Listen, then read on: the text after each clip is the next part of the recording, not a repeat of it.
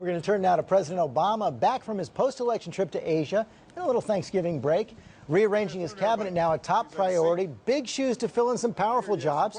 And ABC's Jake Tapper is here with more on that. Jake, top of the list, replacing Hillary Clinton at the State Department.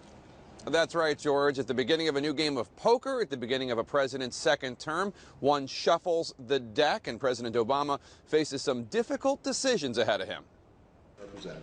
Top priority, replacing two cabinet secretaries running for the doors in long-planned departures. Secretary of the Treasury Tim Geithner and Secretary of State Hillary Clinton. A clear frontrunner is emerging to replace Secretary Clinton. Let me say specifically about Susan Rice.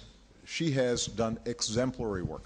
U.S. Ambassador to the United Nations Susan Rice has the inside track, though Senator John Kerry remains a viable candidate. Based on the information that we have at present, is that in fact what this began as was a spontaneous, not a premeditated response to what had transpired in Cairo. Republican senators have vowed a fight over Rice, assailing her erroneous remarks based on intelligence at the time, blaming the attack on the Benghazi compound on a demonstration over that anti-Muslim video run amok. President Obama suggests if they want a fight, they will get one. But when they go after the UN ambassador, apparently because they think she's an easy target, then they've got a problem with me.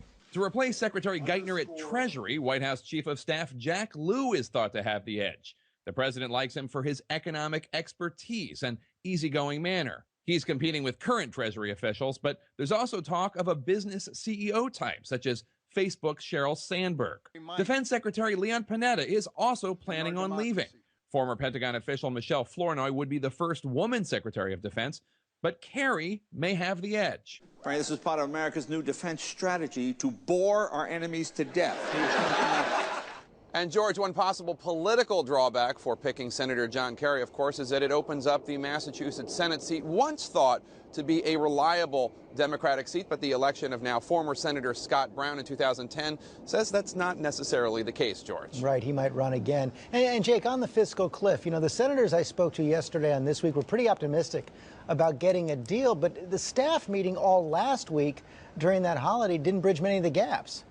No, all the reporting I have indicates that there really hasn't been any tangible progress made. Of course, nothing has dissolved yet. There have been no blow-ups, which is a good news. But as of now, they are still miles and miles apart, George. Okay, Jake Tapper, thanks very much.